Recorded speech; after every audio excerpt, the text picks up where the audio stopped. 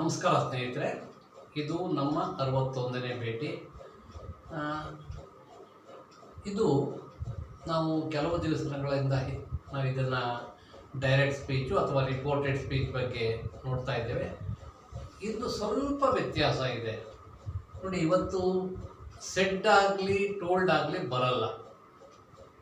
ಇಲ್ಲಿ ನಾವು ಅದನ್ನು ಇಂಡೈರೆಕ್ಟ್ ಸ್ಪೀಚ್ ಅಥವಾ ರಿಪೋರ್ಟೆಡ್ ಸ್ಪೀಚಲ್ಲಿ ಹೇಳಿದಾಗ ಏನು ವ್ಯತ್ಯಾಸ ಆಗ್ತದೆ ಅನ್ನೋದನ್ನು ನೋಡೋಣ. ನೋಡಿ, ಹೀಗೆ ಒಂದು ವಾಕ್ಯ ಇದೆ. There are 7 days in a week, teacher said. ನಾವು ಮುಂಚೆ ಏನು ಮಾಡ್ತಾ ಇದ್ವಿ, 6 ಆಗ್ತಾ ಇತ್ತು. There were 7 days, he was going, I was going ಅಂತ ಹೇಳ್ತಾ ಇದ್ವಿ. ಈ ದಿವಸ ನೋಡಿ ಹಾಗೆ ಹೇಳಲಿಕ್ಕಾಗೋದಿಲ್ಲ. There are 7 days in a week, teacher said. ಬಹುಶಃ ಈ ಕ್ಯಾಲೆಂಡರ್ ಎಲ್ಲ ಮಾಡಿದಾಗಲೇ ಆ 7 days ಯಾವುದೇ ಕಾರಣಕ್ಕೂ ಬದಲಾವಣೆಗಳಾಗಲ್ಲ. ಈ ರೀತಿಯ ವಾಕ್ಯಗಳನ್ನು ನಾವು ಪಾಸ್ಟ್ ಟೆನ್ಸಲ್ಲಿ ಹೇಳಬಾರ್ದು.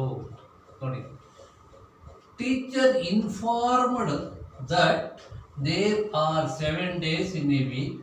Teacher informed there are 7 days in a weak.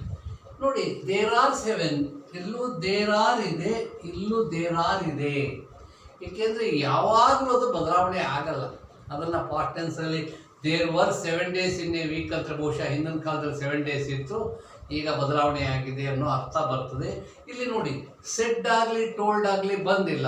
ಅದಕ್ಕೋಸ್ಕರ ನಾನು ಒಂದೇ ವಾಕ್ಯವನ್ನು ಬರೆದಿದ್ದೇನೆ.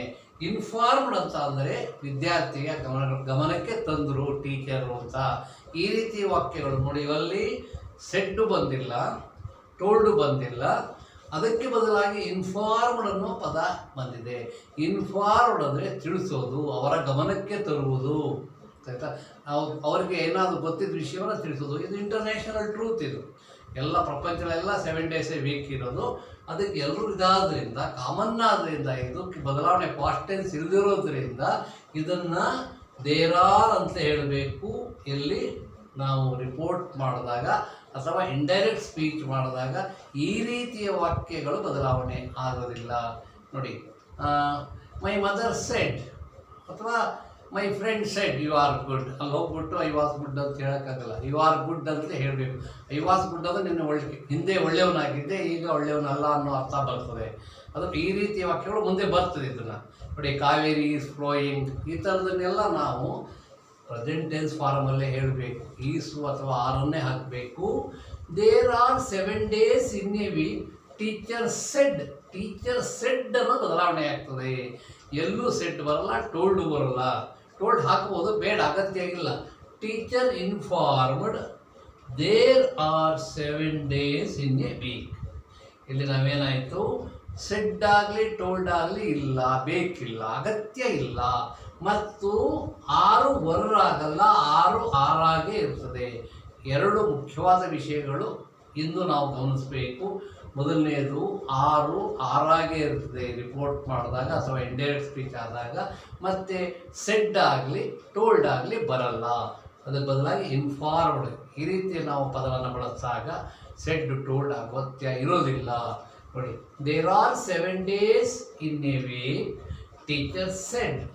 ಒಂದು ವಾರದಲ್ಲಿ 7 ದಿನಗಳು ಇರುತ್ತವೆ ಎಂದು ಟೀಚರ್ ಹೇಳಿದರು ಅಥವಾ ಟೀಚರ್ಸ್ ತಿಳಿಸಿದರು. ನೋಡಿ, ಇದನ್ನು ನಾವು ರಿಪೋರ್ಟ್ ಮಾಡಿದಾಗ, ಇಂಡೈರೆಕ್ಟ್ ಸ್ಪೀಚ್ ಮಾಡಿದಾಗ ಹೀಗಾಗುತ್ತೆ. ಟೀಚರ್ ಇನ್ಫಾರ್ಮ್ಡ್, ಮುಂಚೆ ಹೇಳ್ತೀವಿ teacher said that there were 7 days in a week ಅಂತ ಹೇಳ್ಬೋದಿತ್ತು ಅಂದ್ಕೊಂಡಿದ್ವಿ.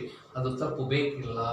ಟೀಚರ್ ಟೋಲ್ಡ್ ಮೀ ಅಥವಾ ಟೀಚರ್ ಟೋಲ್ಡ್ ಅಸ್, ಈ ಎಲ್ಲವೂ ತಪ್ಪಾಗ್ತದೆ, ಅಗತ್ಯ ಇಲ್ಲ. ಸೆಡ್ಡು ಟೋಲ್ಡ್ ಬೇಕಿಲ್ಲ. ಆಮೇಲೆ ವರ್ರು ವಾಸು ಹಾಕಬಾರ್ದು, ಆರಿದೆ ಆರೇ ಇರಬೇಕು.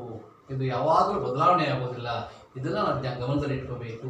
ನೋಡಿ, there are 7 days in a week, teacher said. There are teacher informed, teacher informed there are 7 days in a week. ಬಹುಶಃ ಇದು ತಮ್ಮ ಗಮನಕ್ಕೆ ಹೋಗಿದೆ. ಇದು ಸುಲಭ ಆಗಿದೆ. ಈ ರೀತಿಯ ಕೆಲವು ವಿಷಯಗಳನ್ನು ನಾವು ಗಮನದಲ್ಲಿಟ್ಟುಕೊಂಡ್ರೆ ನಾವು ರಿಪೋರ್ಟ್ ಮಾಡುವಾಗ ಅಥವಾ ಇಂಡೈರೆಕ್ಟ್ ಸ್ಪೀಚ್ ಮಾಡುವಾಗ ತಪ್ಪಾಗಲ್ಲ ಅಂದ್ಕೊಂಡಿದ್ದೇನೆ. ಒಂದೇ ವಾಕ್ಯ ನಾನು ಬರ್ಕೊಂಡಿದ್ದೇನೆ, 2 ಬರೆದಿಲ್ಲ. 2 ಯಾವಾಗ ಬರಿತಾ ಇದ್ದೆ ಅಂದರೆ ಸೇ ಅಥವಾ ಟೆಲ್ಲು, ಸೆಡ್ಡು, ಟೋಲ್ಡು ಇದ್ದಾಗ ಬರಿತಾ ಇದೆ. ಅದರ ಅಗತ್ಯ ಇಲ್ಲ. ಮತ್ತು ಈ ಮೇಯ್ನು ವರ್ಬ್ ಇದೆ ನೋಡಿ, ಪ್ರೆಸೆಂಟ್ ಟೆನ್ಸಲ್ಲಿ ಇರೋ ವರ್ಬ್ ಪ್ರೆಸೆಂಟ್ ಟೆನ್ಸಲ್ಲೇ ಇದೆ. ಆರ್ ಯಾವಾಗಲೂ ಪ್ರೆಸೆಂಟ್ ಟೆನ್ಸು, ಅದಕ್ಕೆ ಪಾಸ್ಟ್ ಟೆನ್ಸು ವರ್ ಆಗುತ್ತೆ, ವರ್ ಆಗಿಲ್ಲ, ಇಲ್ಲೂ ವರ್ ಆಗಿಲ್ಲ. ಆರೇ ಆಗಿದೆ, ಅದೊಂದು ಸ್ಪೆಷಾಲಿಟಿ. ಸೆಡ್ ಆಗಲಿ ಟೋಲ್ಡ್ ಆಗಲಿ ಬಂದಿಲ್ಲ, ಇನ್ಫಾರ್ಮ್ಡ್ ಅನ್ನೋ ಪದ ಒಂದು ಬಂದಿದೆ. ಇದನ್ನು ನಾವು ಗಮನದಲ್ಲಿ ಇಟ್ಕೋಬೇಕು. ಈ ರೀತಿಯ ಸೆಂಟೆನ್ಸ್ ಕೊಟ್ಟಾಗ, ಡೈರೆಕ್ಟ್ ಸ್ಪೀಚ್ ಕೊಟ್ಟಾಗ ಇಂಡೈರೆಕ್ಟ್ ಸ್ಪೀಚ್, ಡೈರೆಕ್ಟ್ ಸ್ಪೀಚ್ ಕೊಟ್ಟಾಗ ರಿಪೋರ್ಟೆಡ್ ಸ್ಪೀಚ್. ಹೀಗೆ ಮಾಡಿದ್ರೆ ಕರೆಕ್ಟ್ ಆಗಿರುತ್ತೆ ಅಂದ್ಕೊಳ್ತೇನೆ. ಮುಂದಿನ ತರಗತಿಯಲ್ಲಿ ಭೇಟಿಯಾಗೋಣ. ನಮಸ್ಕಾರ.